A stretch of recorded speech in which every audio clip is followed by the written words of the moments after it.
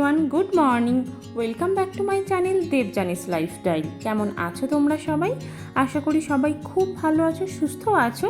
আমরাও ভীষণ ভালো আছি। তো আমার চ্যানেলে আরও একটা নতুন ভিডিও নিয়ে চলে এসেছি। আর টাইটেল আর থাম্বনেল দেখে তো তোমরা বুঝেই গেছো এটা হচ্ছে আমার বার্থডে ব্লগ। তো আজকে ছিল আমার জন্মদিন। তো আজকে সারাদিন আমি কিভাবে কাটালাম, কিভাবে আমার বার্থডে সেলিব্রেট করলাম, তো সেই সব কিছুই কিন্তু এই ভিডিওটার মাধ্যমে তোমাদের সঙ্গে শেয়ার করব। তো চলো ভিডিওটা প্রথম থেকে শেষ পর্যন্ত দেখতে থাকো। তো অনেক সকালে আজকে ঘুম থেকে উঠে গেছি, আর দেখো মাম্মাম কিন্তু এখানে এখনও ঘুমাচ্ছে।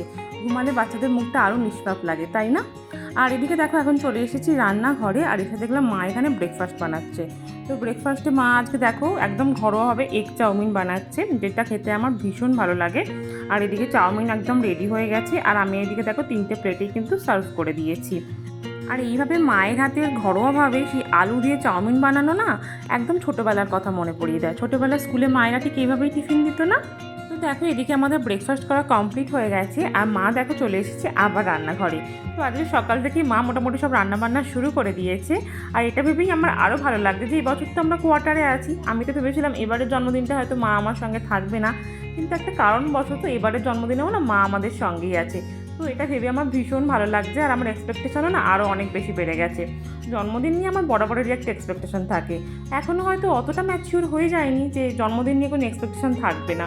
তো জন্মদিনে বেশ কিছু ভালো ভালো রান্না হবে, কেউ একটু কিছু গিফট দেবে, এগুলো পেতে আমার কিন্তু ভীষণ ভালো লাগে।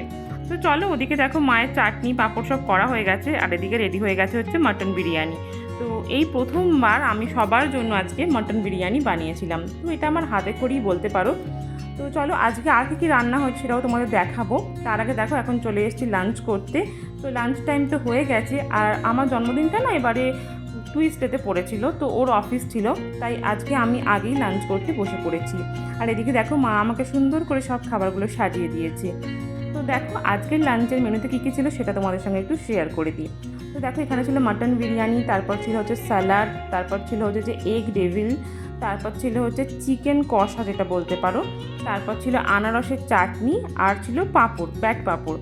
তো এই হচ্ছে আজকে আমাদের বার্থডে লাঞ্চ। তো ভীষণ একটা স্পেশাল লাঞ্চ, আর একটু বেশ অন্যরকম। মানে প্রত্যেকটা খাবারই আমার কিন্তু ভীষণ পছন্দের, আর প্রত্যেকটা খাবার যেন ভীষণ টেস্টিও হয়েছিল। তো দেখো মাম্মামকে এখানে, ও আজকে মানে ভীষণ খুশি, যেন মনে হচ্ছে আজকে আমার বার্থডে না, আজকে ওরই বার্থডে সেলিব্রেট করা হচ্ছে। তো এখানে আমি মাম্মামের গালে একটু আনারসের চাটনি দিয়েছিলাম।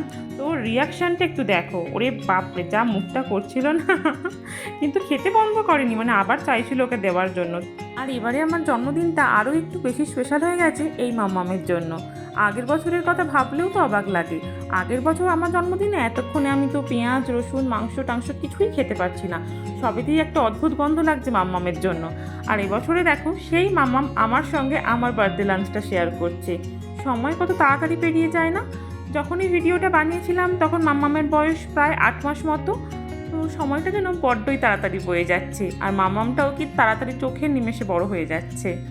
যাই হোক, তো চলো দেখো এখানে এখনও খেলতে বসেছে। ওর একটা বক্স আছে যার মধ্যে আমি ওর ওষুধ সব কিছু রাখি। তো সেই বক্সটা ওর ভীষণ পছন্দের, ওটা নিয়েও খেলতে না ভীষণ ভালোবাসে। তো এখন সেটা নিয়ে বসে পড়েছিল খেলতে। আর এরপর দেখো সন্ধে হয়ে গেছে, আর এই যে দেখো আমার বার্থডে কেকও চলে এসেছে।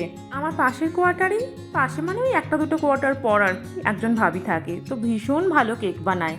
আমি তার কাছেই, আমি না, আমার হাজব্যান্ড তার কাছেই একটা কেক অর্ডার করেছিল। তো সেই ভাবিটা বলেছিল একটা কেক মানে পছন্দ করে দিতে। তো আমি ফেসবুক ঘেঁটে একটা কেকের ডিজাইন কিন্তু পছন্দ করে দিয়েছিলাম।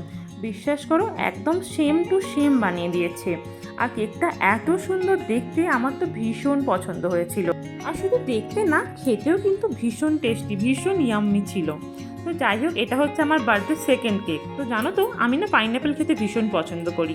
আজকে দিদিভাইদের আমাদের বাড়িতে ইনভিটেশন ছিল। তো দাদাভাই দেখো আমার জন্য একটা পাইনঅ্যাপেল ফ্লেভারের কেক নিয়ে এসছে। এই কেকটাও দেখতে তো খুবই সুন্দর ছিল, আর সত্যি কথা বলতে খেতেও কিন্তু খুব ভালো ছিল। তো এবারে আমার বার্থডে যে 2টো কেক এসেছে, 2টো কেকই কিন্তু আমার খুব পছন্দ হয়েছিল। তো যাই হোক, এবার দেখো বাড়িতে মোটামুটি সবাই চলে এসেছে যারা আসার কথা ছিল। তো এবার কিন্তু কেক কাটিংয়ের পর্ব। চলো তোমাদের একটু দেখিয়ে দিই বাড়িতে কে কে এসেছে।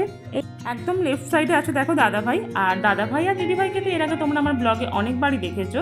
তবে এবারে দেখো দাদাভাইয়ের কোলে রয়েছে ছোট্ট শ্রী সোনা। তো মাম্মাম আর শ্রী এই দুজন ছিল হচ্ছে আমার বার্থডের এবারের মেন গেস্ট। আর ওদের দুজনের বয়সের ডিফারেন্স জানো, ওই মাত্র 15 দিন মতো। তো চলো, সবাই যখন এসে গেছে আর আমাদের দুটো নতুন পুচকুও যখন রয়েছে আমাদের সঙ্গে, তো চলো সবাইকে নিয়ে এবার কিন্তু কেক কাটিং পর্বটা শুরু করে দিই।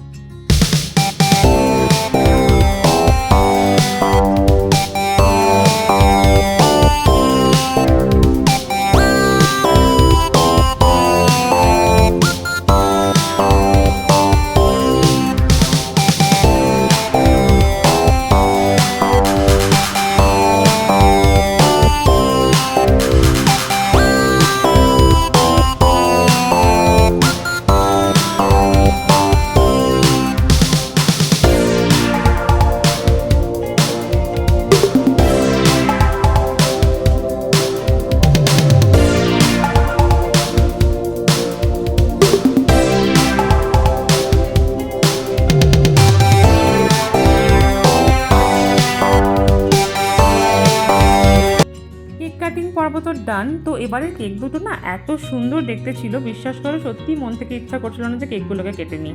তো দেখো কেক কাটার পর আমি এখানে দুটো প্লেটে মানে সব প্লেটে সুন্দর করে কেক দুটোকে সার্ভ করে দিয়েছি। আর এবার না সবাইকে দেওয়ার পালা।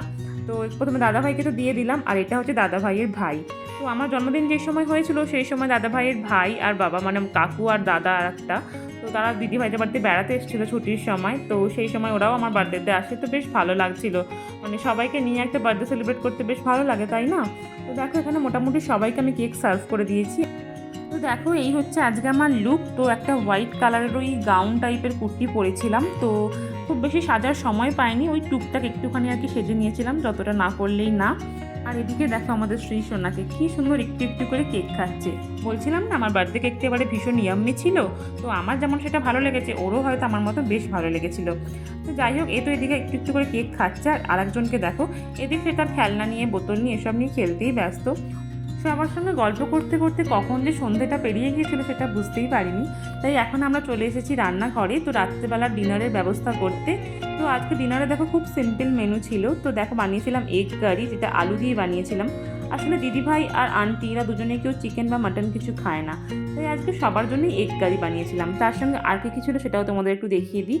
তো ফার্স্টেই ছিল দেখো গরম গরম লুচি, তার সঙ্গে ছিল লম্বা লম্বা বেগুন ভাজা, তার সঙ্গে ছিল হচ্ছে এগ কারি, যেটা আলু দিয়ে বানিয়েছিলাম, আর তার সঙ্গে ছিল লাড্ডু। তো এই হচ্ছে আজকে আমাদের সিম্পল রাতের ডিনারের মেনু।